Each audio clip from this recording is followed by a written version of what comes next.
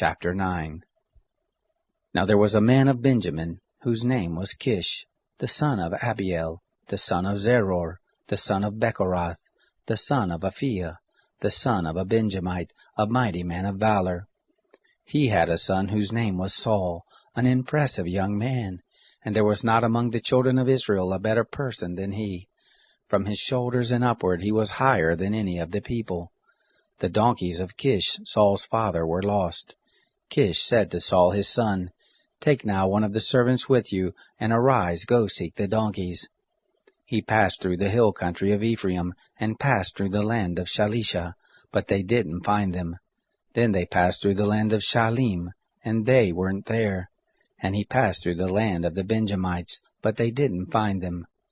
When they had come to the land of Zuph, Saul said to his servant who was with him, "Come and let us return, lest my father leave off caring for the donkeys and be anxious for us."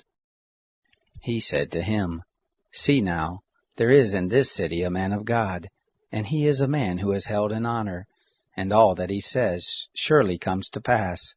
Now let us go there. Perhaps he can tell us concerning our journey where we go." Then Saul said to his servant, "But if we go, what shall we bring the man? For the bread is spent in our vessels, and there is not a present to bring to the man of God. What do we have?" The servant answered Saul again and said, "Look, I have in my hand the 4th part of a shekel of silver. That I will give to the man of God to tell us our way." In earlier times in Israel, when a man went to inquire of God, this is what he said, "Come and let us go to the seer," for he who is now called a prophet was before called a seer. Then Saul said to his servant, "Well said, come, let us go." So they went to the city where the man of God was, and they went up the ascent to the city.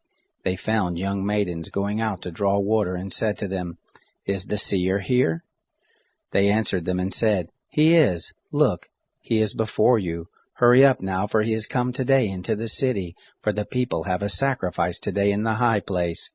As soon as you are come into the city, you shall immediately find him, before he goes up to the high place to eat. For the people will not eat until he comes, because he does bless the sacrifice, and afterwards they eat who are invited. Now therefore go up, for at this time you'll find him." They went up to the city, and as they came within the city, behold, Samuel came out toward them to go up to the high place.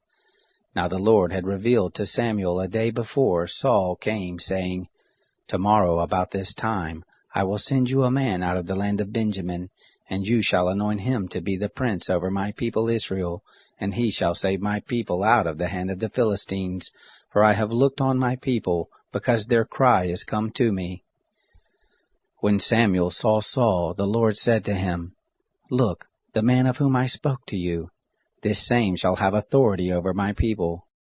Then Saul drew near to Samuel in the gate and said, "Tell me, please, where the seer's house is." Samuel answered Saul and said, "I am the seer. Go up before me to the high place, for you shall eat with me today, and in the morning I will let you go, and will tell you all that is in your heart. As for your donkeys who were lost 3 days ago, don't set your mind on them, for they are found. For whom is all that is desirable in Israel? Is it not for you, and for all your father's house?" Saul answered, "Am I not a Benjamite, of the smallest of the tribes of Israel, and my family the least of all the families of the tribe of Benjamin? Why do you speak to me after this way?"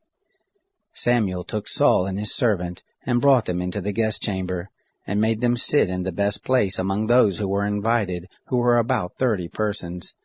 Samuel said to the cook, "Bring the portion which I gave you, of which I said to you, set it by you." The cook took up the thigh, and that which was on it, and set it before Saul. Samuel said, "Behold, that which has been reserved, set it before you and eat, because to the appointed time has it been kept for you. For I said, I have invited the people." So Saul ate with Samuel that day. When they were come down from the high place into the city, he talked with Saul on the housetop. They arose early, and it happened about the spring of the day that Samuel called to Saul on the housetop, saying, "Rise up, that I may send you away." Saul arose, and they went out both of them, he and Samuel, abroad. As they were going down at the end of the city, Samuel said to Saul, Bid the servant go on before us. And he passed on. But you stand still first, that I may cause you to hear the word of God.